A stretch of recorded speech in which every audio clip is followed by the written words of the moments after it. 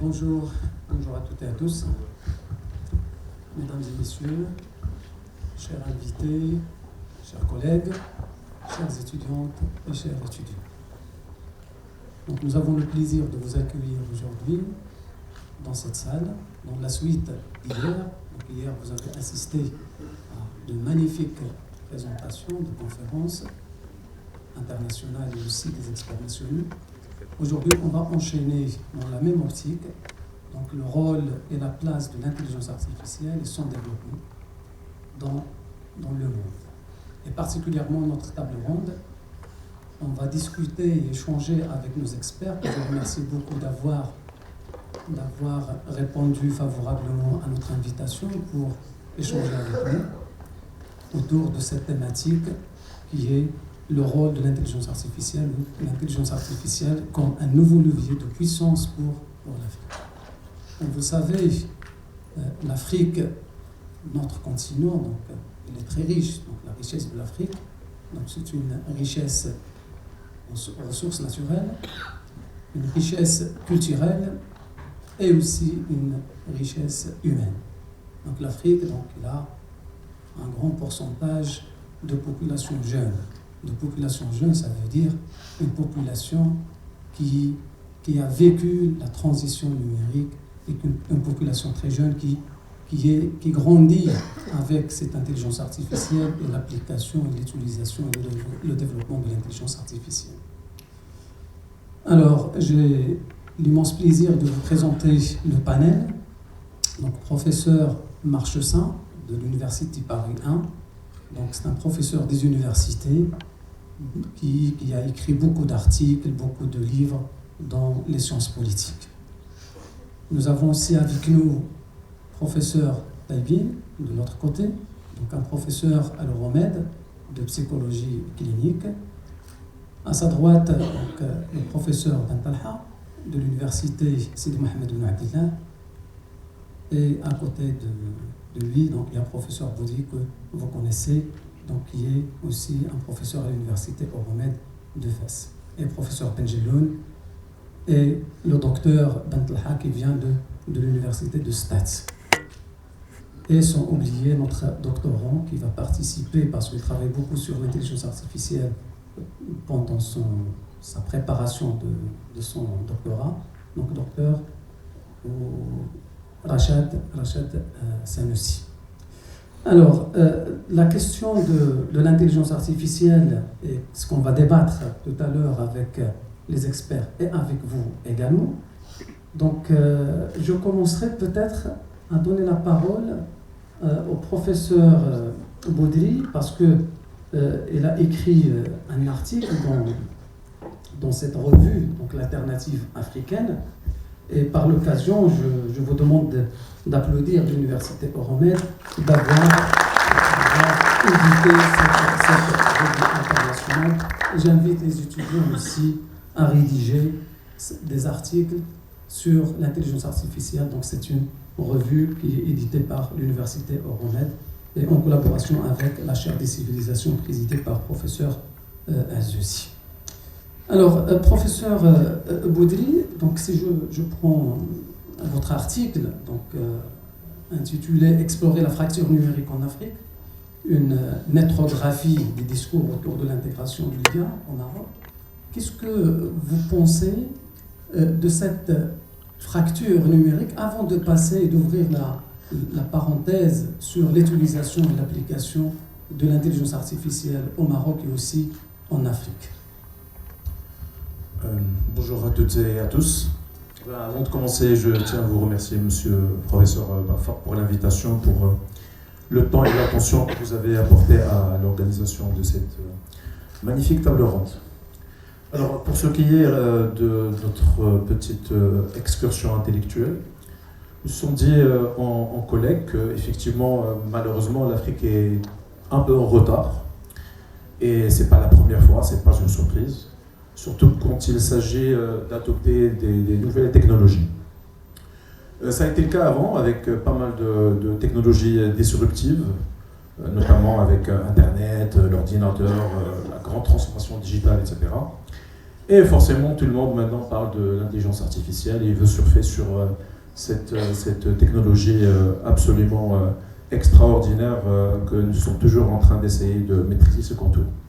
Et on s'est dit qu'on ne va pas se concentrer sur l'aspect technique, l'aspect IA, l'aspect codage, etc., etc. On va voir du côté des gens, on va voir du côté du comportement. Et on s'est dit qu'on va un peu puiser dans notre boîte à outils, on va essayer un peu de comprendre les pourquoi du comment et pourquoi nous encaissons toujours un retard absolument dangereux en termes d'adoption il ne faut pas avoir peur de le dire, d'éléments déclencheurs de la 5e révolution industrielle. La première, la machine à vapeur, l'électricité, l'ordinateur, la transformation digitale, et actuellement nous sommes en train de vivre la 5e révolution industrielle, et malheureusement, encore une fois, nous encaissons un retard très parlant qui mérite d'un minimum une petite table ronde comme celle-ci, pour un peu essayer de comprendre les pourquoi du comment. Qu'est-ce que nous avons fait?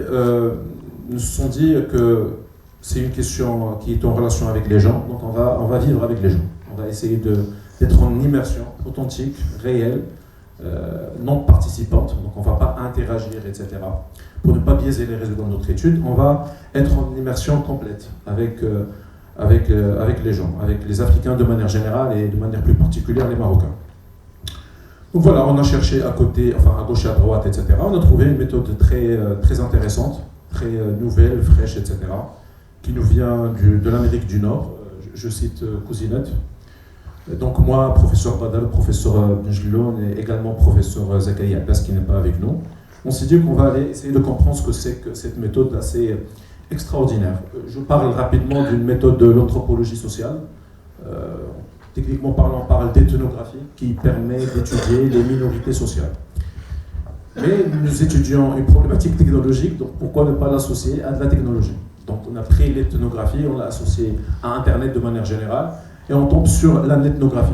Ce n'est pas notre invention. Je cite également l'inventeur de la méthode, Cousinette, qui est d'une grande humilité. Nous étions en communication de manière presque permanente, il nous répondait à nos emails, etc. Donc en fait, techniquement parlant, on a pris la netnographie de Cousinette. En bref, c'est quoi? Il s'agit de vivre sur Internet avec des gens initiés à la technologie, sans pour autant qu'ils sachent que nous sommes des chercheurs. Nous sommes juste des internautes. Et notre but, c'était de collecter un maximum de data. Voilà, tout le monde parle de la data, c'est le pétrole 21e siècle, etc., etc. Mais en fait, la data, c'est quoi? C'est le sens, c'est la vérité. On veut comprendre, en fait. On veut comprendre sans filtre, sans intermédiaire. On veut tout simplement comprendre pour pouvoir un peu taper sur les éléments qui vont peut-être nous permettre de déclencher quelque chose, déclencher un comportement favorable vis-à-vis de l'adoption de l'intelligence artificielle. Donc nous nous sommes immergés dans les environnements numériques pour rapidement 6 mois. Entre parenthèses, nous sommes toujours en train de le faire. Et à l'issue de l'expérience, nous avons publié une partie de nos résultats dans la revue Alternative africaine. Et je tiens à préciser que nous sommes toujours en train d'étudier, de collecter et surtout d'analyser, d'essayer d'extraire le sens de cette data. Donc voilà, nous étions dans les environnements numériques, plus particulièrement d'experts, et avec beaucoup plus de précision. Reddit, si vous le connaissez, c'est un réseau social structuré par le principe de communauté. Donc en fait, il y a des communautés de personnes qui s'intéressent vivement à l'IA, qui se réunissent entre eux et qui partagent un peu leurs ressentis, leurs peurs, leurs projections, leur expertise, etc. Et nous avons, avec tout ça, pu collecter une quantité assez considérable de commentaires. Nous avons essayé de comprendre, d'analyser, de traiter tous ces commentaires, et avec tout ça, les résultats ne sont pas forcément agréables, parce qu'on a trouvé qu'il y a un problème immense entre ce qui se passe ailleurs et notre niveau d'utilisation, de compréhension de l'intelligence artificielle. Pour le dire autrement, nous sommes au niveau très superficiel. Entre nous et le fond, il y a tout un univers. Et du coup, la fracture numérique, c'est le mot du jour. Et en bref, la fracture numérique comme concept a vu le jour durant les années 90 aux États-Unis. C'était pour un peu parler des inégalités en termes d'accès, d'utilisation et d'impact des technologies de manière générale. Donc si vous trouvez des difficultés par rapport à ça, la fracture numérique, c'est le concept à utiliser. Ce n'est pas que par rapport à l'IA, par rapport à n'importe quelle technologie, la voiture électrique, l'intelligence artificielle, la robotique. Bref, je pense que vous êtes la génération de la technologie, et la technologie, c'est la variable pivot de votre génération et des générations à venir. Et malheureusement, il y aura beaucoup je pense, de fractures numériques par rapport à ça. Oui, merci professeur Boudry d'avoir éclairé la salle par rapport à cette fracture numérique, mais je pense que le Maroc, dans les 2-3 dernières années, donc il a fait beaucoup d'avancées pour se rattraper et pour passer de cette fracture numérique. Et comme vous le savez, donc, pour faire l'IA, on a un triangle donc, de trois piliers. Donc, le premier, c'est les data, et vous avez parlé des data et la disponibilité des data et aussi des data qui sont fiables. Donc, d'après votre étude, vous l'avez remarqué que parfois, si les data ne sont pas fiables, on pourrait se retrouver avec des résultats un petit peu erronés ou un petit peu biaisés. Et aussi, il y a le deuxième pilier, donc c'est l'algorithmique. Et je pense que le Maroc, il a beaucoup de compétences dans le développement d'algorithmes pour l'IA. Il y a des chercheurs marocains qui ont développé leur propre algorithme appliqué à l'IA et appliqué dans plusieurs domaines où l'IA trouve largement son utilisation. Et le troisième pilier, donc, c'est l'infrastructure. Et je pense que le Maroc, il a acquis pas mal de data centers pour pallier à ce problème de fracture numérique et pour rester dans le développement de l'intelligence artificielle et ses applications. Et en parlant aussi des data, et vu que l'intelligence artificielle est utilisée récemment dans plusieurs domaines, que ce soit des domaines du tourisme, que ce soit des domaines de l'enseignement, que ce soit des domaines de santé, je passerai peut-être la parole et je poserai la question au professeur Talvin, qui est un professeur de psychologie clinique, pour lui poser la question comment vous voyez l'utilisation de l'intelligence artificielle dans un domaine de santé publique, en tant que professeur de psychologie clinique. Très bien, merci. En fait, c'est une question très pertinente. Donc, je vais rebondir sur des éléments qui ont été rappelés par le professeur Boudry. En fait, la fracture numérique, c'est un élément en fait, qui peut être plus profond en fait, à l'échelle africaine, parce qu'en fait, tout à l'heure, vous avez dit que le Maroc il se distingue par ses moyens en, fait, en technologie, pour le moment, qui ont permis en quelque sorte de créer un écosystème, un environnement plus, lié à la... Bon, je vais dire que nous avons les mêmes défis, mais en restant en fait dans un cadre plutôt continental, on peut dire qu'il y a en fait des écarts, il y a un gap.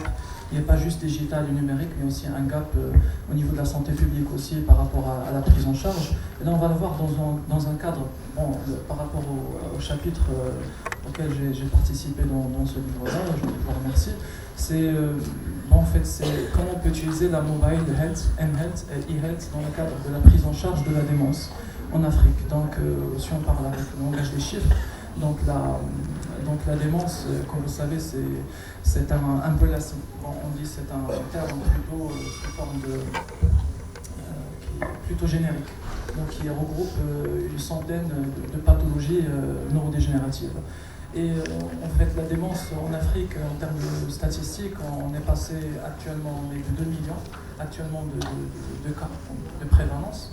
On va passer en 2050 à 8 millions, c'est-à-dire c'est une augmentation de 120%, tout en sachant que nous avons les taux les plus bas dans le monde, parce qu'il y a d'autres facteurs génétiques et d'autres facteurs qui ont permis en quelque sorte peut-être de réduire le risque de cette maladie. Donc toujours parlant dans le langage de la santé publique ici, si on parle de la prévention primaire, secondaire et tertiaire, et aussi par rapport à comment on peut intervenir à utiliser l'implémentation de l'IA dans chaque phase. Donc l'élément le plus crucial, c'est le dépistage, le early screening, donc le dépistage précoce. Et vous savez très bien, donc à part la fracture numérique, il y a aussi l'analphabétisme. Donc le taux d'analphabétisme en Afrique est très important, surtout pour les seniors aussi, qui ont aussi d'autres soucis comme la technophobie aussi. S'il n'y a pas de... Par contre, la pénétration d'Internet et de la mobile, elle est très importante. On passe à 80% pour tout ce qui est mobile, et pour tout ce qui est Internet, on est à 50-60%, tout en sachant qu'il y a un gap par rapport à l'utilisation de ces services, parce qu'il n'y a pas aussi je ne vais pas parler de compétences, mais plutôt de cultural awareness, c'est-à-dire d'appréciation culturelle, tout en sachant que les outils qui sont utilisés actuellement sont des outils qui se sont entraînés, si on veut parler de l'IA, par rapport à une population qui est plus hétérogène, et tout en sachant que c'est des modèles en anglais en quelque sorte. Donc il y a aussi un gap multilinguistique, un gap par rapport aux minorités, comme vous avez dit tout à l'heure. Je peux parler des neurominorités, puisqu'on est dans le cadre de la démence. Les patients en fait qui parlent, tout en sachant qu'en Afrique il y a des milliers de langues, surtout de dialectes. Donc les dialectes font que, en fait, si on veut utiliser les dépistages précoces maintenant, on peut utiliser les biomarqueurs digitaux passifs.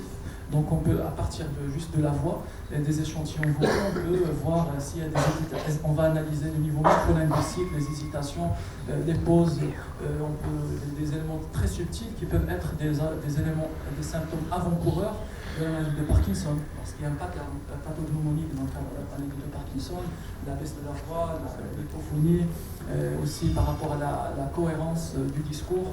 Si on va analyser ça d'une façon longitudinale, on va trouver qu'il y a un pattern prédictif. Donc on peut utiliser aussi même de la l'IA prédictive pour prédire.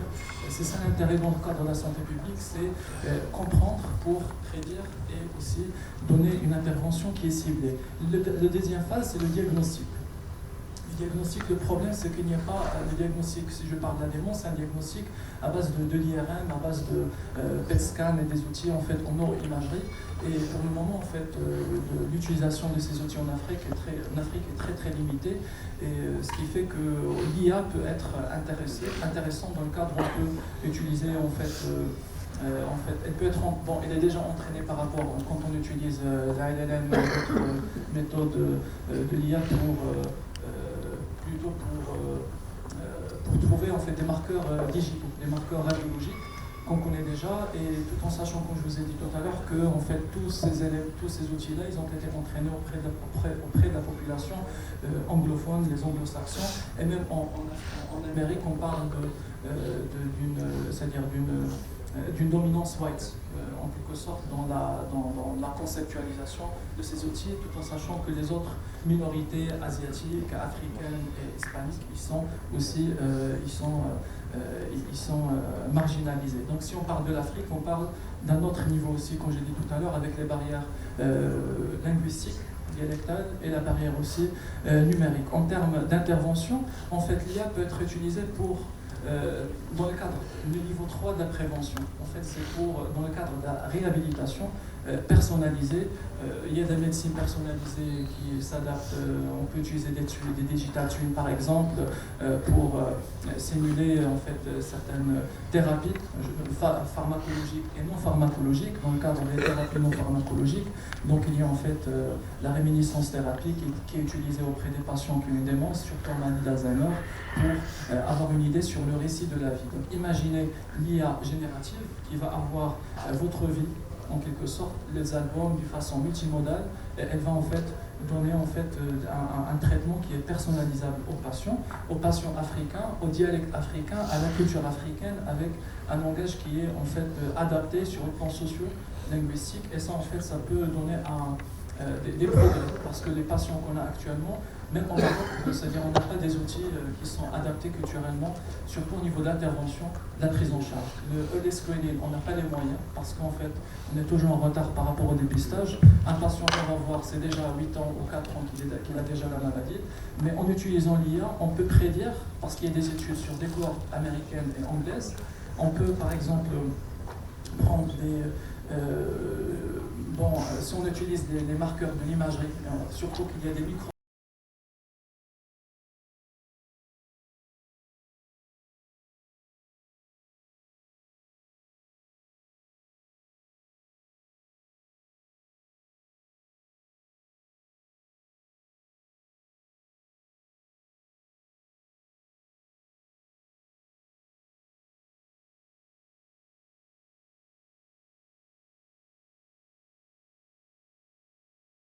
dans le domaine médical. Il y a la partie, on va dire, imagerie, et là on aura besoin de data sur l'imagerie, mais je pense que le Maroc a produit pas mal de données d'imagerie dernièrement, et là peut-être les collègues qui travaillent sur l'intelligence artificielle, et là je m'adresse aux jeunes, qui sont en doctorat ou qui sont dans les écoles d'ingénieurs de l'intelligence artificielle, de s'intéresser davantage à ces données et d'essayer de trouver, peut-être pourquoi pas, de développer de nouveaux algorithmes d'analyse pour ces données.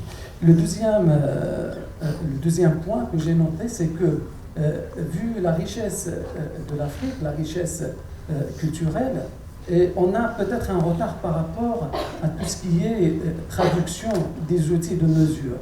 Et là, je m'adresse cette fois-ci pas aux jeunes d'intelligence artificielle, mais plutôt aux jeunes qui qui travaillent dans les sciences humaines et sociales. Vous avez vous avez une opportunité pour aider vos collègues de l'intelligence artificielle pour développer et pour traduire ces outils de mesure. Donc vous avez une opportunité énorme pour se développer entre vous et s'entraider par rapport au développement mutuel de l'intelligence artificielle dans les domaines où on a besoin de la traduction des mesures et des échelles de mesure. L'intelligence artificielle, comme vous savez, n'a pas de limite d'utilisation et d'application. Là, on a vu avec le professeur Taïbin sur l'utilisation en santé publique, mais elle est utilisée dans d'autres domaines. Et là, spécifiquement, je vais m'adresser au professeur Benjeloun. Le professeur Benjeloun Omar, que lui s'intéresse plutôt à l'application des algorithmes de l'intelligence artificielle, que ce soit les algorithmes, l'intelligence artificielle générative, pour un domaine très très spécial et qui est développé au Maroc et en Afrique, c'est le domaine du tourisme. À votre avis, professeur Benjeloun, comment vous voyez le développement en Afrique de l'intelligence artificielle ou de son application dans ce domaine qui est très important pour notre continent? Merci, professeur. Bonjour à toutes et à tous. Alors, aujourd'hui, parler de tourisme sans parler de durabilité, c'est comme un petit peu parler de croissance sans parler de limite. Le Maroc a, en 2024, accueilli plus de 17 millions de touristes. C'est un succès remarquable. Mais derrière ce succès, il y a une réalité simple. Plus de touristes ne signifie pas forcément plus de valeur. Et parfois, cela signifie même plus de pression sur nos ressources, plus de tension sur nos territoires et moins d'authenticité. Le vrai luxe aujourd'hui pour un touriste, je dirais, ce n'est pas plus d'accéder à un lieu, c'est plus de vivre une expérience unique dans un lieu préservé. Et c'est là que l'intelligence artificielle entre en jeu. Et je vais volontairement simplifier le fait que l'IA, ce n'est pas de la technologie, c'est une capacité à mieux comprendre le touriste.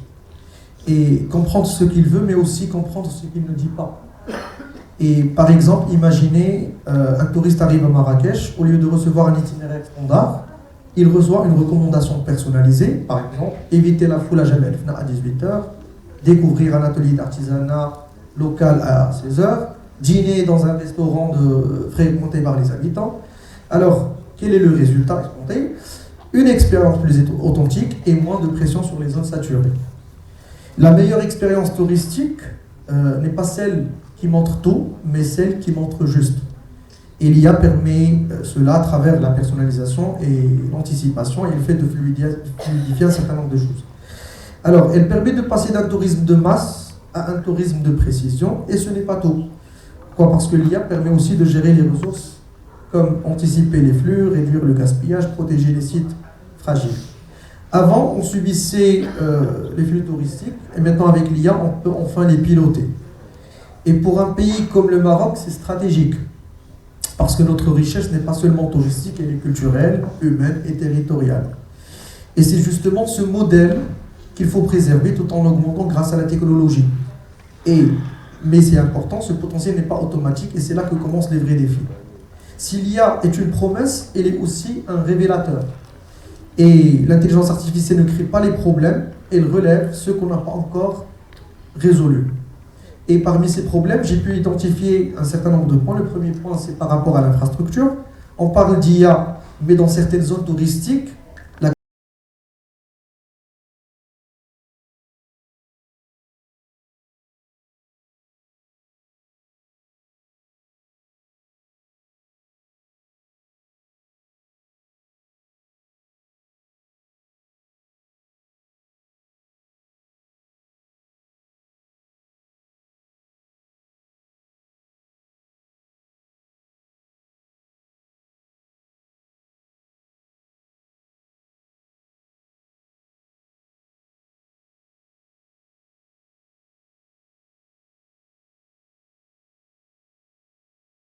mais on ne peut pas automatiser une émotion. Et c'est ça, l'IA ne doit jamais l'oublier. Les études montrent d'ailleurs que les clients acceptent les chatbots, mais dès que la situation devient complexe, ils veulent un humain. Donc là, la vraie question, ce n'est pas humain ou machine, mais plutôt comment faire travailler les deux ensemble intelligemment. Enfin, il y a une question de confiance par rapport aux données personnelles, transparence, etc. Une IA performante sans confiance et une IA inutile. Donc oui, l'IA ouvre des perspectives, mais il nous oblige à faire des choix. Et ces choix sont stratégiques, culturels et même sociétaux. Et merci.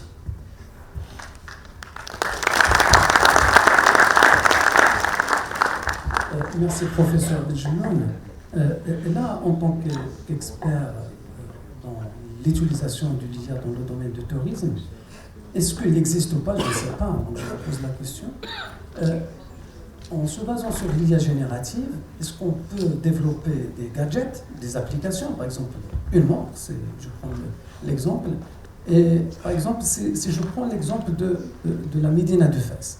Donc, quand on se balade dans l'ancienne Médina de Fès, dans les petites ruelles et ainsi de suite, parfois on est perdu. Est-ce qu'en se basant sur l'IA générative, on pourrait développer des applications, par exemple sous forme de montre autre, et en se baladant, donc la montre va me dire je suis dans la ruelle telle, et il pourrait carrément expliquer l'histoire de cette ruelle et ainsi de suite. Est-ce que ça c'est faisable? Et là aussi je m'adresse aux collègues de l'intelligence artificielle et les étudiants qui sont dans l'intelligence artificielle. Est-ce que c'est possible? Est-ce que c'est faisable pour vous, les étudiants de l'intelligence artificielle?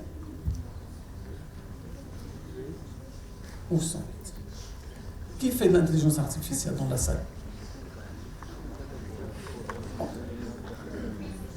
C'est faisable. Donc c'est faisable. Qu'est-ce qu'on aura besoin de quoi pour développer ça? Une base de données, oui. D'accord. Et professeur Benjeloun a parlé d'un problème qui est la connectivité. Et parfois, dans ces ruelles, il n'y a pas de connectivité. Donc, on peut aussi on pourrait résoudre ce problème qui est lié à la connectivité. Mais je pense que c'est faisable. Et là, je pense que le professeur Benjeloun, il pourrait continuer à travailler dans ce sujet qui est très important et qui pourrait peut-être avoir un impact sociétal et économique sur notre pays, sur notre continent. Comme j'ai dit tout à l'heure, parce que le thème de cette table ronde, c'est l'intelligence artificielle comme un nouveau levier de puissance en Afrique. Et on a vu l'application de l'intelligence artificielle dans différents domaines. On a vu la santé publique, le tourisme. Et là, je vais m'adresser à un autre collègue qui, lui, utilise l'intelligence artificielle un petit peu différemment. Il utilise l'intelligence artificielle dans l'enseignement. Et j'aimerais avoir votre avis, docteur Ben Fattah, désolé, sur comment l'intelligence artificielle a trouvé sa place et a prouvé sa place dans l'enseignement, que ce soit l'enseignement primaire, secondaire ou universitaire. Bonjour à toutes et à tous. Je suis très heureux d'être là aujourd'hui pour la première fois à l'Euromed. Je remercie le comité d'organisation de cet événement. Et aussi un grand merci à mon professeur Malfat, pour l'invitation. Alors, moi je travaille sur la simulation en santé et intelligence artificielle, tout ce qui est enseignement, ce qui touche l'enseignant et aussi les étudiants. Alors, et je commence cette intervention par une citation d'une phrase dite par Nelson Mandela, qui dit que l'éducation est l'arme le plus puissante pour changer le monde. Alors, la personne qui n'évolue pas, elle reste en arrière. Alors, il faut suivre cette révolution technologique. Bien sûr, nous ne sommes pas en retard. On a le potentiel ici en Afrique, notre continent. On doit encourager nos talents en matière d'intelligence artificielle et quel que soit le domaine, tourisme, santé, enseignement. Et alors, le rôle de l'intelligence artificielle dans la pédagogie, c'est central, est devenu central, surtout avec l'évolution des dispositifs éducatifs et la technologie éducative. Alors, c'est par la personnalisation des outils. Il suit aussi, ça dépend de l'étudiant. Il donne des cours, il dépend du niveau de l'étudiant, et aussi c'est comme une notion de tutorat intelligent. Alors, le système de l'IA, ils peuvent agir comme des tuteurs virtuels 24/24, et aussi il automatise les tâches pédagogiques.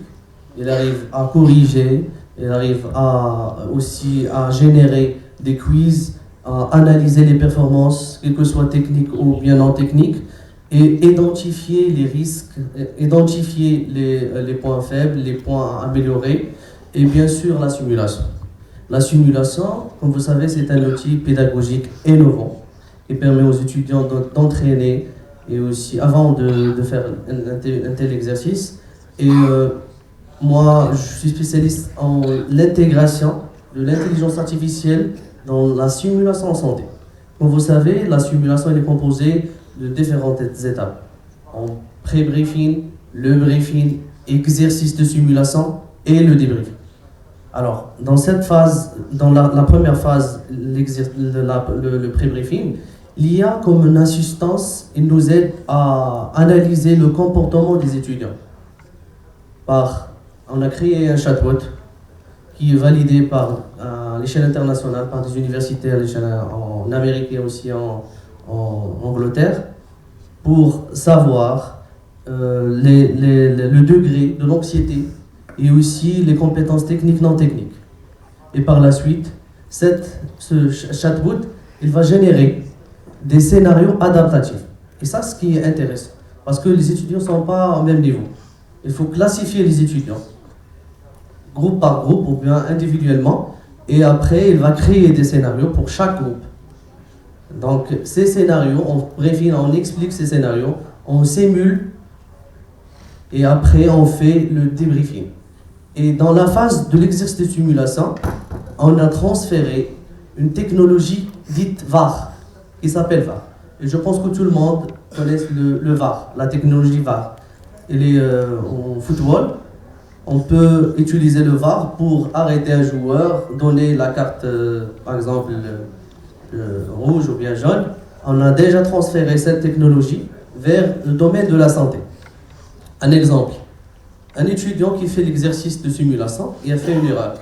Alors l'étudiant, ou bien le professeur, va arrêter l'étudiant, il va donner la carte jaune, et on doit reposer sur l'analyse d'équipe de VAR qui va nous donner des recommandations pour corriger aux étudiants.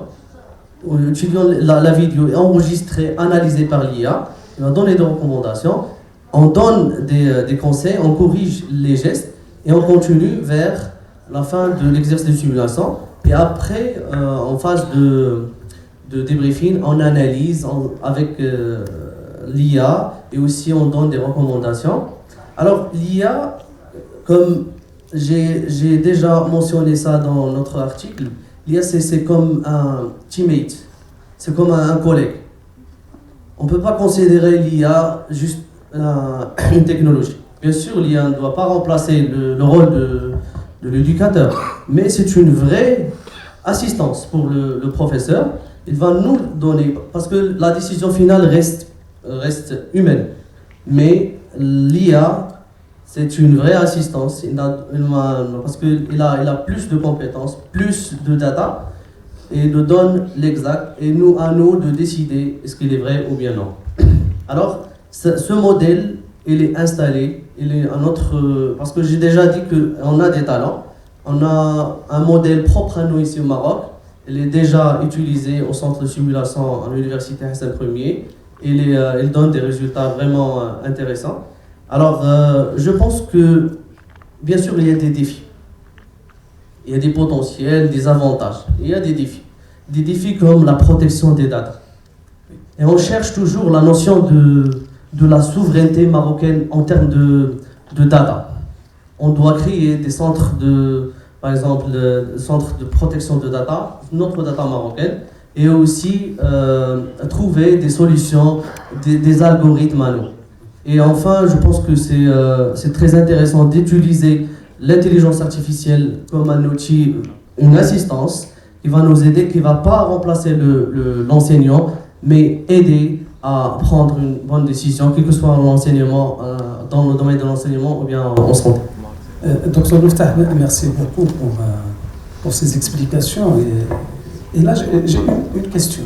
Si j'ai bien compris, lorsque vous avez utilisé, vous êtes basé sur l'utilisation du VAR, la notion du VAR dans l'enseignement, donc l'étudiant, il voit sa vidéo et après il corrige ses erreurs, c'est ça? Exactement. Alors, quel est le taux? Parce que quand vous avez fait l'étude, donc vous avez pris deux groupes de comparaison.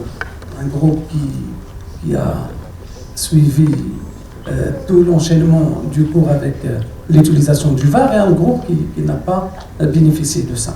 Quel est le taux de réussite par rapport aux deux groupes? Alors, pour l'étude, on a fait deux groupes. Un groupe de contrôle et un groupe témoin. Oui. Un groupe témoin. Je pense que le taux de réussite il est un peu élevé. Je pense que c'est... Je ne me rappelle pas bien le taux, mais le taux de réussite il est plus élevé par rapport au groupe contrôle, groupe témoin. Alors, la conclusion, c'est l'utilisation du VAR, surtout pour les jeunes. Il est très intéressant parce que les jeunes utilisent fréquemment l'IA. Alors, quand on parle de tout ce qui est IA ou bien technologie, ça va aider les étudiants, plus d'apprentissage et plus, c'est amusant parce que le rôle de la simulation c'est toujours formatif et amusant. Et là, donc, ça veut dire l'utilisation du VAR, parce que c'est un domaine un petit peu spécifique, la simulation. Est-ce que, et là je m'adresse à notre expert, professeur Bentlhak, qui lui aussi s'intéresse beaucoup à l'utilisation de l'IA dans tout ce qui est pédagogie. Et ma question, donc, pour enchaîner avec ce qu'a expliqué, ce qu'a exposé le docteur Benftah, est-ce que l'utilisation du VAR, il peut s'étendre à tous les domaines de l'enseignement? Alors, merci cher professeur. Alors, merci d'abord pour l'invitation à cette agréable table ronde. En fait, je rejoins l'avis du professeur Benftah. C'est très intéressant aujourd'hui d'utiliser l'IA dans l'enseignement, mais à travers une multitude de domaines. Alors moi je commence d'abord par une petite citation de Montaigne qui dit que enseigner n'est pas remplir un vase, mais c'est plutôt allumer du feu.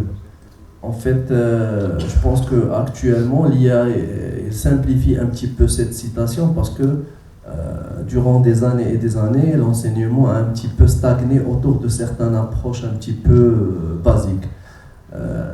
L'intégration de l'IA aujourd'hui au niveau de l'enseignement n'est pas quelque chose qui est de choix, c'est plutôt une obligation. Alors, la véritable question qui se pose, c'est comment réaliser cette intégration. Par exemple, à titre d'illustration, l'exemple de VAR, il est très intéressant.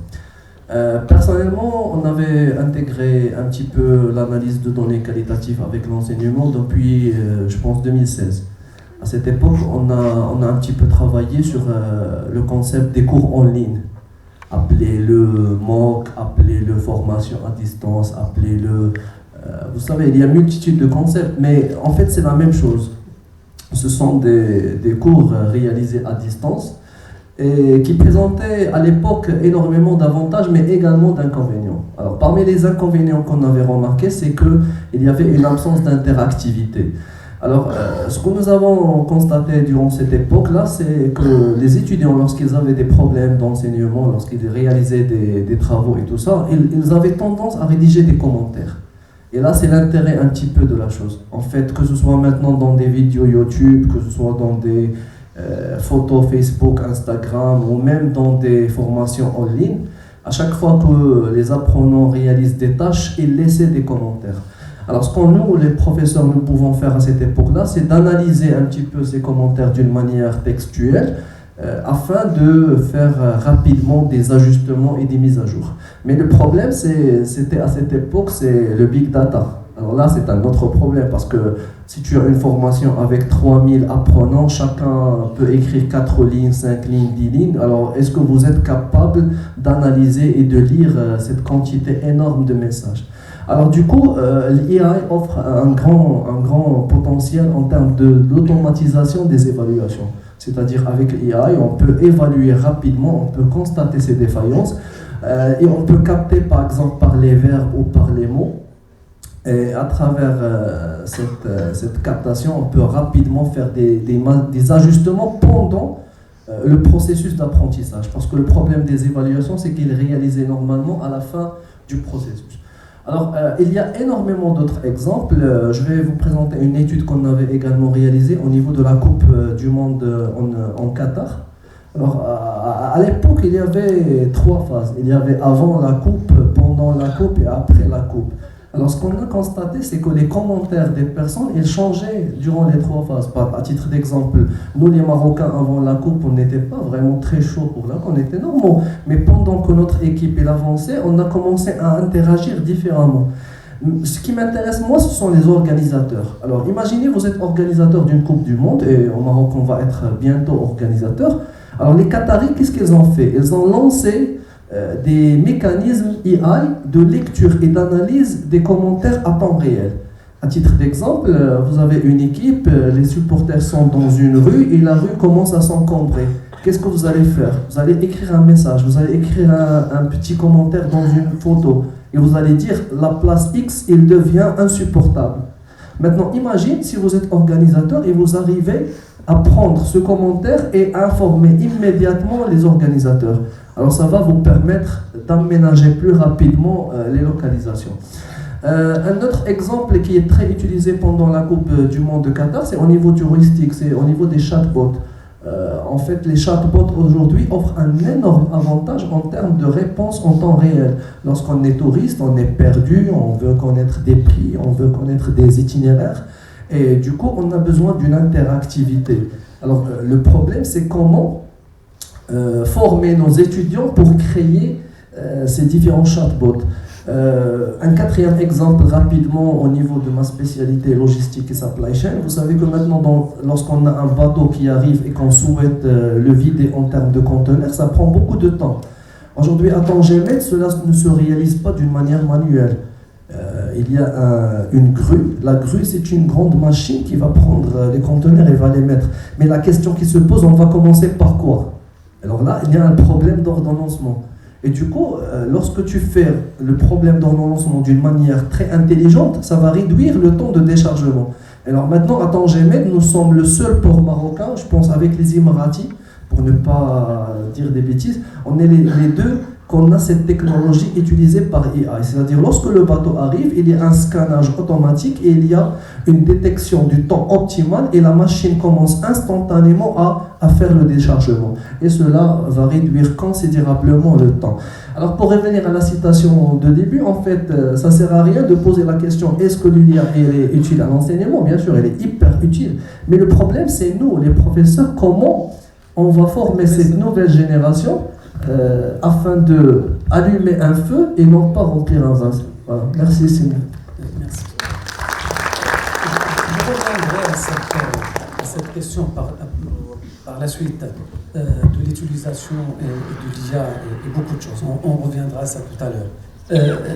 Et là, avant de passer la parole au professeur Marchessin, qui est un professeur des universités de Paris et qui est expert en sciences politiques.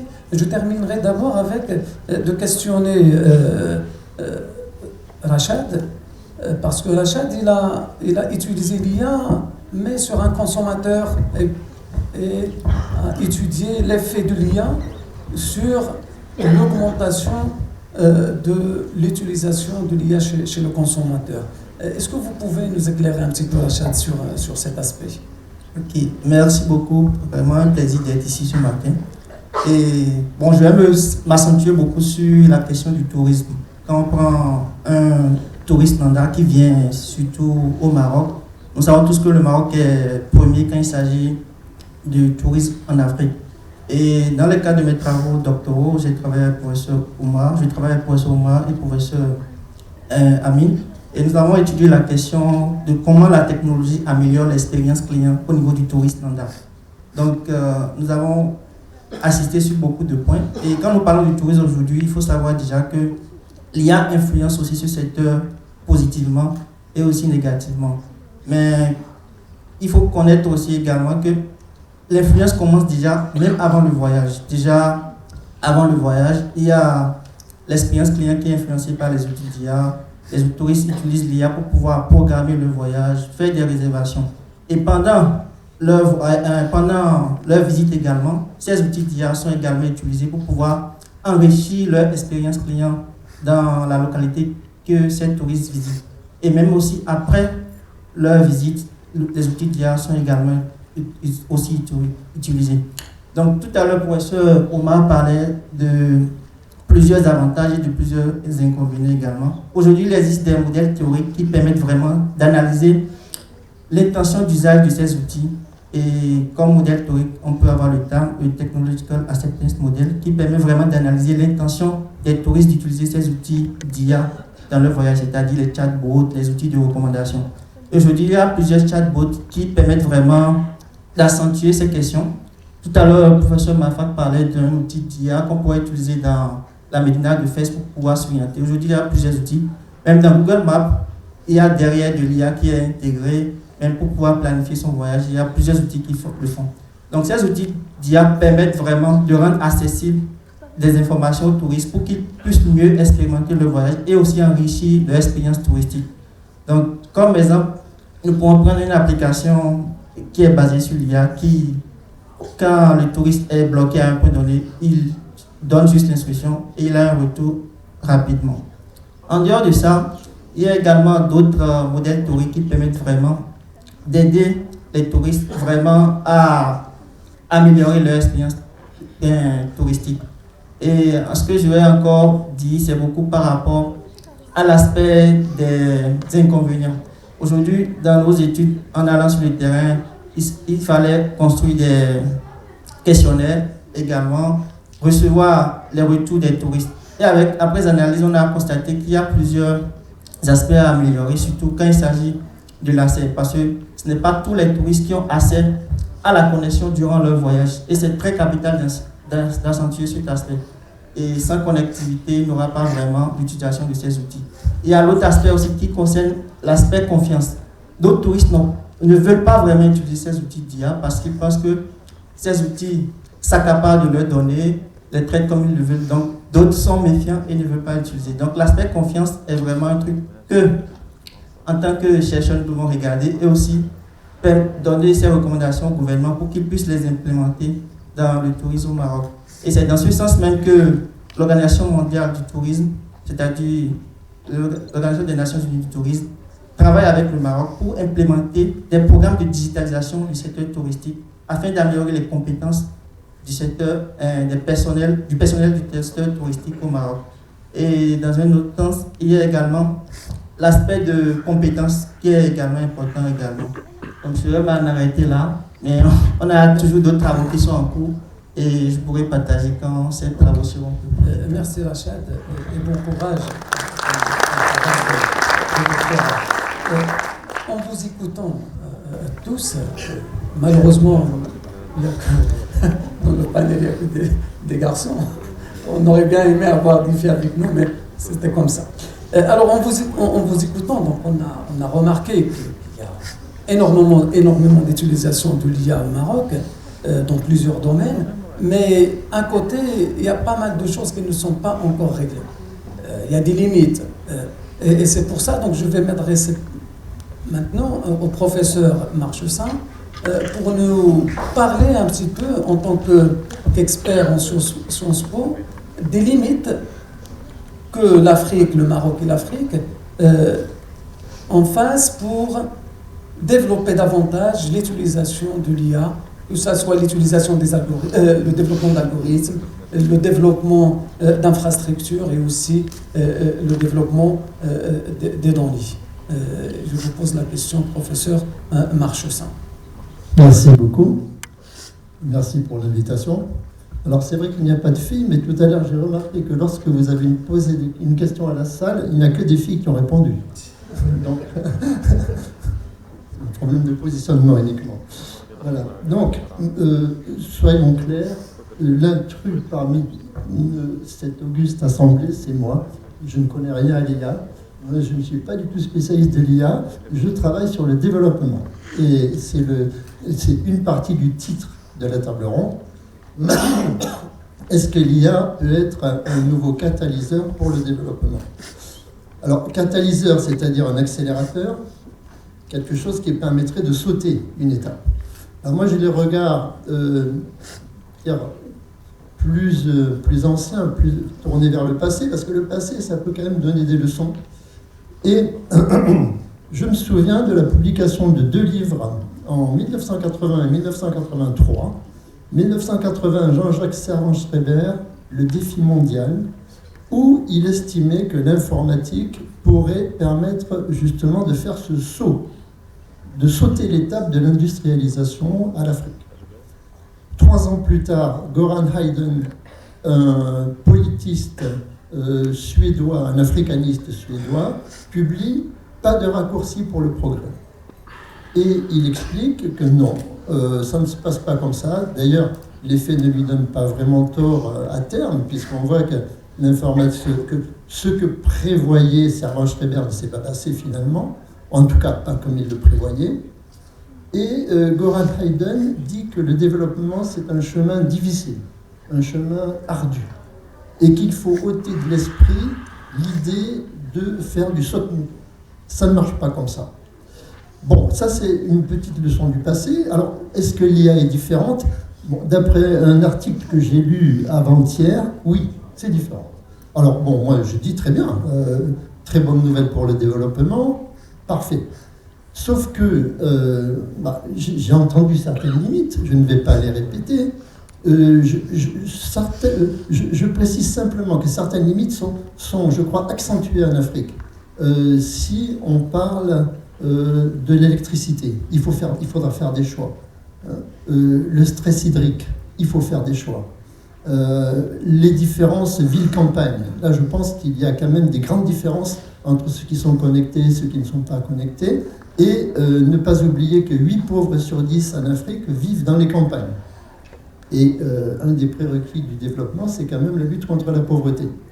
Donc faire peut-être attention, alors évidemment je n'évoque pas toutes ces différentes limites objectives, je pense à d'autres limites peut-être qui sont plus subjectives et qui me font penser finalement à réfléchir aux fondamentaux du développement. Qu'est-ce qui est important? Moi, après avoir travaillé plusieurs années sur le sujet, je pense que, par exemple, l'endogénéité, ça c'est important. La transformation des matières premières. J'étais en Mauritanie récemment, un ministre me disait, on exporte du fer depuis 60 ans, on ne sait pas fabriquer une fourchette. Bon, le Sahel a énormément de troupeaux et importe du lait en poudre de l'Union européenne. 60 ans après l'indépendance. Les indépendances, quand même, ça pose problème. Donc, 2, transformation des matières premières. 3, diversification de l'économie. Et là, je pense à ce que dit Kako Nubukpo, ancien ministre togolais, qui a été commissaire pour l'agriculture à l'UEMOA, et qui dit, écoutez, en Afrique, 500 millions d'hectares de terres arables, 1 milliard de jeunes qui cherchent du travail. Bon, faites l'opération. Donc, voilà, encore, je crois, un fondamental. Et puis, tourner vers l'agroécologie, parce que l'agroécologie est sobre en beaucoup de choses, sauf en quoi. Et l'emploi des jeunes, c'est important. Donc, comme autre fondamental, je pense à certaines questions qui demandent réflexion et qui seraient, je crois, qu'il serait nécessaire de définir. Encore une fois, puisque j'ai passé pas mal de temps en Mauritanie ces derniers temps, je regardais comment se passait la gestion de l'eau. Enfin, gestion de l'eau, c'est un grand mot. Mais je notais qu'il n'y a pas de parc public, il n'y a pas de jardin public. Quelques rares arbres, et l'eau était utilisée pour nettoyer les voitures plutôt que pour arroser les arbres ou arroser les légumes. qui sont par ailleurs assez chers et pas de très bonne qualité. Bon, vous voyez, ce genre de choix. Donc, j'arrête là cette liste, mais je me pose la question, l'IA, très bien. Alors, comme cher collègue, vous l'avez dit, ça peut beaucoup aider, et ça j'en suis sûr, hein, c'est très bien. Sauf que quand on parle de l'IA en Afrique, j'ai remarqué, hein, en parcourant un peu les sources, qu'on parle beaucoup de santé, d'éducation, d'énergie, d'alimentation. D'ailleurs, c'est révélateur puisqu'on a parlé de ça. Mais parle-t-on de défense? On voit ce qui se passe au Moyen-Orient. Parle-t-on de surveillance des populations? Parle-t-on de fake news lors des élections? Alors là, oui, c'est là où je me pose la question. Il y a d'accord, mais est-ce que, alors je ne sais pas quelle structure, hein, un comité de sages, je ne sais quoi, qui finalement réfléchirait à l'utilisation de l'IA pour dire, bon, d'accord, allons-y, mais dans ce secteur, mais c'est un peu tangent, mais non. Si on est vraiment dans les fondamentaux, ce que je présentais comme les fondamentaux du développement, oui, allons-y. Sinon, ne nous faisons pas d'illusions et finalement, continuons notre chemin sur ces fondamentaux du développement qui, certes, sont moins spectaculaires que l'IA, mais ont prouvé leur efficacité. Bon, ça, c'est une première série de réponses. On pourra peut-être revenir tout à l'heure. Merci beaucoup, professeur, d'avoir évoqué les fondements du développement. Donc ça, c'est très important. Et par la suite viendra l'utilisation de l'IA. Et effectivement, donc, il a évoqué un point très important. Donc, c'est l'utilisation de l'IA pour améliorer la santé et la qualité de vie des populations. Et ça, c'est un domaine très, très important sur lequel on n'a pas assez d'avancées. Certes, il y a pas mal d'applications qui ont prouvé leur utilisation et leur efficacité, mais malgré ça, à l'échelle mondiale, on est encore timide par rapport à cet aspect de l'utilisation de l'IA pour l'amélioration de la qualité de vie des populations et en l'occurrence la population africaine. Avant de revenir à la table ronde et à nos experts, j'aimerais bien que les étudiants, le public de la salle, puissent interagir avec les experts. Et je vous donne la parole si vous avez des questions.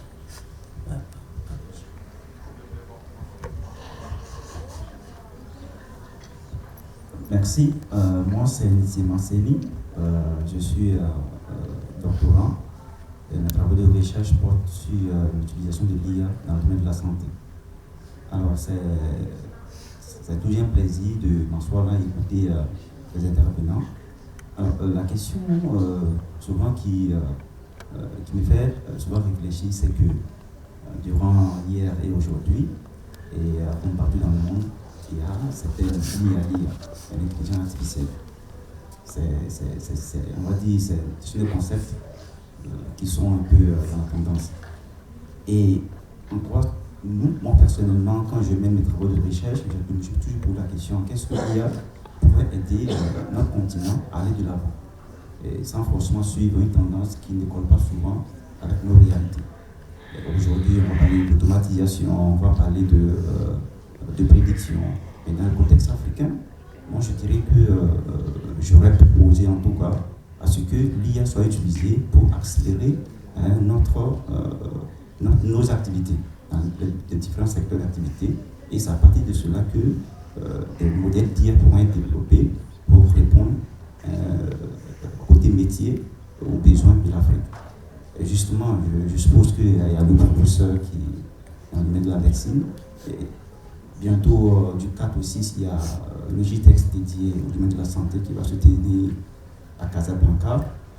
Alors, je suppose que certains parmi vous y seront. Et la question que je m'adresse au professeur, est-ce que lors de ce JTEX, est-ce qu'il y a des mesures concrètes qui seront prises pour que l'accès aux données pour le développement de la santé soit vraiment au cœur de nos travaux de recherche? Merci. Merci, Seni. Il y a une question.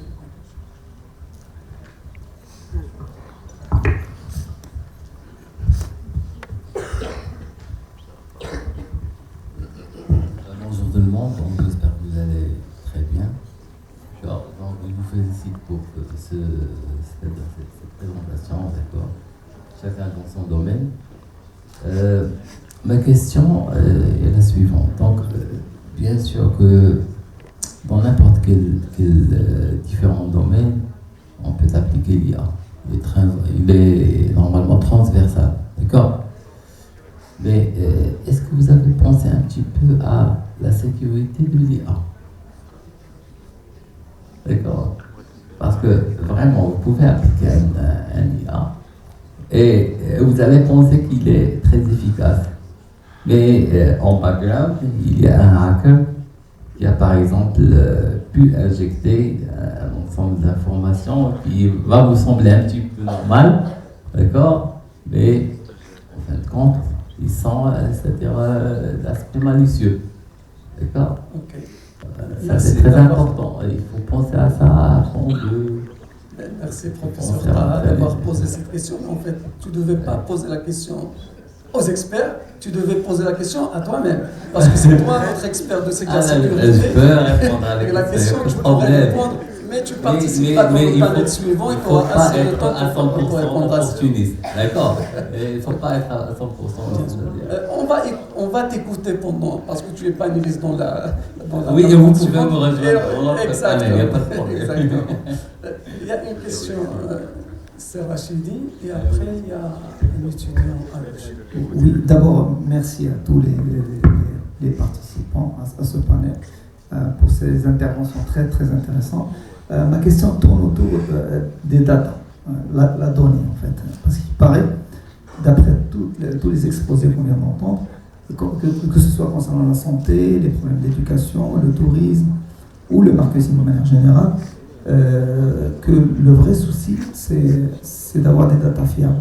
Tout à l'heure, dans la présentation du professeur Taïbi, il a parlé de white data, donc des bases de données qui proviennent de sources occidentales, notamment de sources anglo-saxonnes, et que les modèles étant entraînés par ça, ils peuvent être biaisés par rapport à nos besoins africains ou marocains ou africains de manière générale. Donc ma question tourne autour de, je vais un peu prêcher pour ma paroisse, au niveau des capteurs. Comment capter les données pour des besoins particuliers, sachant qu'aujourd'hui la majorité des utilisateurs, des utilisateurs d'IA font appel à des bases de données qu'ils rapatrient de partout.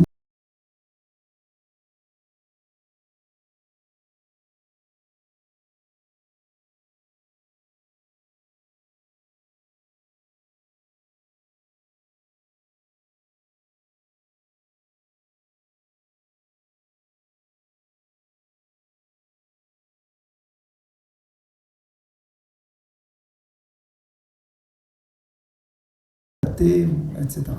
Donc ma question c'est comment abordez-vous cette problématique, notamment pour la régler d'une part et pour l'améliorer pour les cas déjà qui sont en cours, et comment aussi comment vous pensez des passerelles entre vos métiers, marketing, tout ce qui est sciences sociales, tout ce qui est big data, parce que vous êtes dans le big data, vous êtes dans les données massives. Et la partie, par exemple, intelligence artificielle, comme le cas de l'IDEA au niveau de l'Euromed, ou au niveau des capteurs.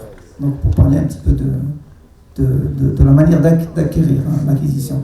Donc, la question, c'est précisément, est-ce qu'il y a moyen, par exemple, je prends le cas de l'éducation, tout à l'heure, deux professeurs en parlaient, d'utiliser des capteurs qui sont déjà là. Je pense au téléphone, au smartphone, d'accord, qui est avec tout le monde. Chacun a un multiplicateurs sur lui.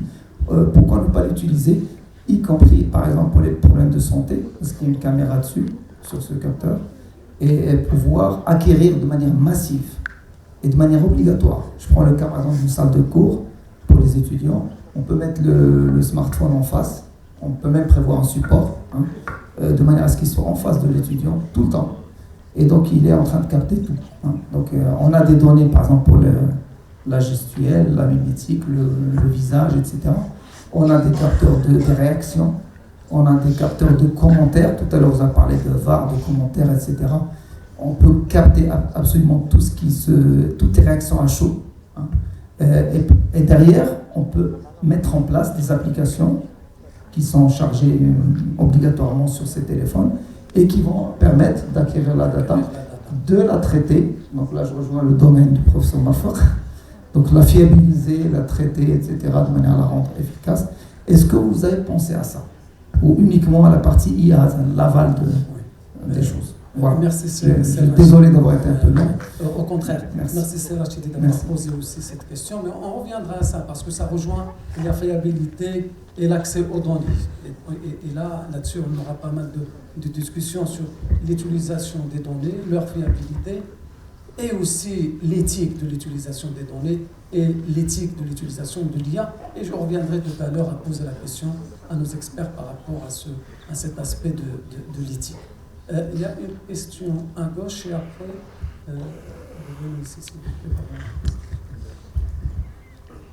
bonjour à tous, j'espère que vous allez bien. Je m'appelle Kombla Bayat Paul, je suis en première année de robotique et ma question est la suivante. Est-ce que l'IA dans les années futures pourra nous aider à résoudre le problème de, par exemple, réduire le taux de pauvreté dans le monde? Le problème de pauvreté.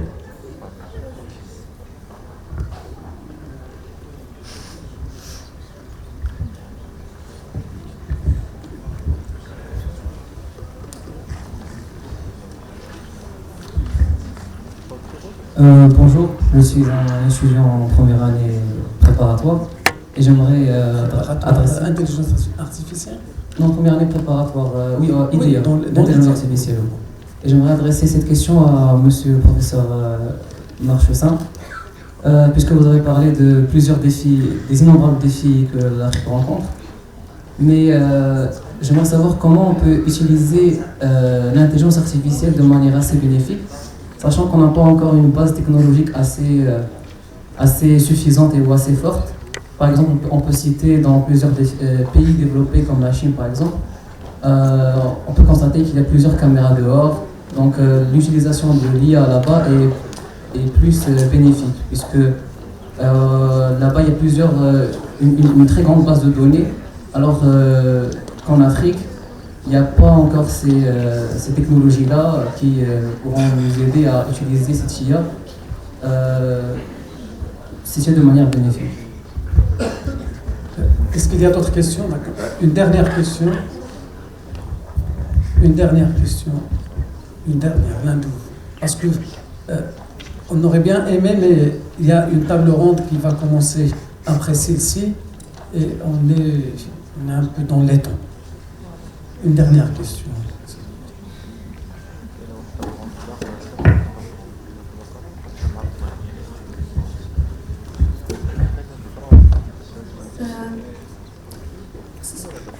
Hello, I'm Manal Arhal, and now I'm a student in School of Digital Engineering and Artificial Intelligence. I'd like to give my question in English, and I appreciate if Mr. Mohammed Taibin to answer. Discussing about the impact and uses of AI in neuropsychology made me recall the popularity of certain AI chatbots and AI apps used by our young generation back in 2021 till these days for personal uses such as venting or talking to a chatbot about their bad days and their troubles and mental issues. Considering how AI was trained to be able to help humans in any way. However, I address the issue that teenagers are becoming very dependent on AI for comfort and validation. My question is, what do you think about this phenomenon and if you encourage teenagers to continue using AI as their own unpaid therapy? Merci beaucoup, mademoiselle, pour cette question. Alors, il nous reste 4 minutes, parce que, parce qu'il y a un petit changement dans le programme, pour laisser la place à mes collègues pour lancer la suivante, la table suivante. Alors, il y a pas mal de questions qui sont très très importantes, là, toutes les questions sont importantes, mais j'aimerais bien quand même avoir votre avis, nos experts, sur l'éthique de l'utilisation de l'IA. Donc ça veut dire l'éthique dans l'acquisition des données, pour avoir des données fiables, parce que les algorithmes, ils peuvent donner des résultats, mais si les données ne sont pas fiables, c'est comme si on n'a rien fait.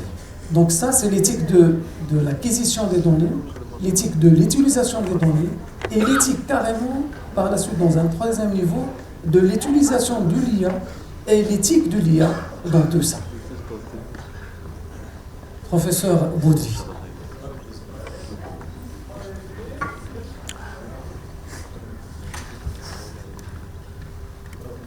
Moi, je vais surexploiter le petit concept, qui est la fracture numérique, qui dit que c'est encore une fois un élément de réponse par rapport à cette question, et qu'il y a 3 degrés de fracture numérique. Il y a l'aspect matériel, l'accès au hardware, etc. Il y a l'aspect culturel et méthodologique.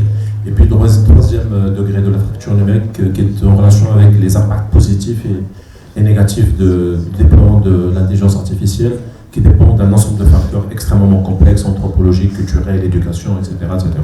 Donc pour répondre à ça, moi je pense que c'est encore une fois un problème de digital divide, de fracture numérique. On a des problèmes par rapport à l'utilisation de l'IA, on ne sait pas. Et pour vraiment pouvoir en extraire du sens et de l'intelligence, il faut être formé, il faut être éveillé, il faut être ouvert d'esprit, il faut avoir de la culture, il faut avoir de la passion, etc. C'est pas juste parce qu'une intelligence artificielle donne une réponse, c'est que cette réponse est la vérité. Non, il nous faut beaucoup d'esprit critique, esprit analytique, de synthèse, etc. pour pouvoir en extraire du sens et de la vérité, pouvoir un peu sortir de tout ça. Donc oui, science sans conscience n'est que ruine de l'âme, on l'a dit, on le redit, etc., etc. Donc l'IA, en fait, quand c'est juste un outil, comme une fourchette ou un couteau, je peux blesser quelqu'un, je peux me blesser ou bien je peux faire du bien. Donc je pense que ça revient à ça finalement. Et là, je poserai la question, parce qu'il ne me reste pas beaucoup de temps. On a évoqué tout à l'heure, il y a une limite de l'utilisation de l'IA, surtout dans le domaine de l'enseignement. À quel moment je pourrais, en tant qu'enseignant, dire je vais utiliser l'IA dans ma classe, mais à un moment donné, je peux dire non, j'arrête parce que si je dépasse cette limite, l'étudiant, c'est comme s'il ne va rien apprendre. Alors, comment on pourrait gérer en tant qu'enseignant l'utilisation de l'IA dans la vie quotidienne? Professeur Moutlaha et après professeur... Voilà, merci pour la question. Alors, en fait, ces dernières années, il y a ce problème-là. À titre d'exemple, il y avait un chercheur américain qui travaillait sur un sujet de médecine, et puis le jour de sa soutenance, il était un petit peu choqué que le professeur il a annulé la soutenance. En fait, le professeur est un spécialiste dans un domaine particulier et il était choqué de trouver des références qu'il n'a jamais entendu parler. Du coup, il a commencé à chercher et on est tombé dans le concept qu'on appelle maintenant l'hallucination. Alors l'IA peut vous créer une bibliographie fictive du zéro. Du coup, je reviens à le même concept. C'est vrai, vous devez utiliser AI, mais vous devez utiliser votre cerveau avant. Exact. C'est-à-dire que l'IA n'est rien d'autre qu'un outil. Vous allez la manipuler. À titre d'exemple, vous pouvez interagir avec un outil AI. Posez la question à l'outil. Dites-lui, est-ce que vous connaissez Monsieur X? Il va vous donner des informations sommaires. Alors, commencez à alimenter l'IA. Dites-lui non, c'est pas ça, Monsieur X est comme ça, il fait ça, il a... Et ensuite, après quelques temps, reposez la question, vous allez être choqué que le AI va un petit peu... Et donc, la sécurité des données de AI, en fait, c'est un grand problème, pas seulement au côté de sécurisation des données, mais même pour nous, les êtres humains, lorsqu'on interagit avec AI. Je vais seulement interagir avec CRHT qui a parlé de... Le concept de capteur. Je pense qu'on aura le temps de discuter bilatéralement avec Serrachidi, parce que je suis vraiment désolé, on est pressé par le temps. Et je laisserai rapidement professeur Omar de réagir par rapport à cette question d'éthique.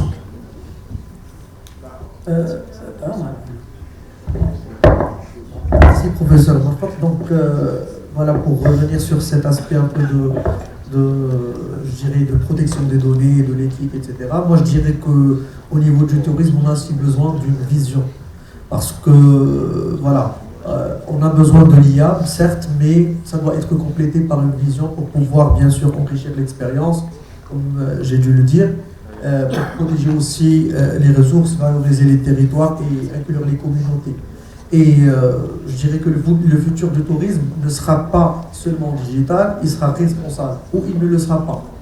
Et voilà, maintenant la question, c'est comment l'adopter sur ce qui fait notre singularité au Maroc. Mais aussi, l'IA peut rendre le tourisme plus intelligent, mais c'est à nous de le garder humain. Et voilà, pour assurer un peu l'équilibre entre la technologie et l'humain.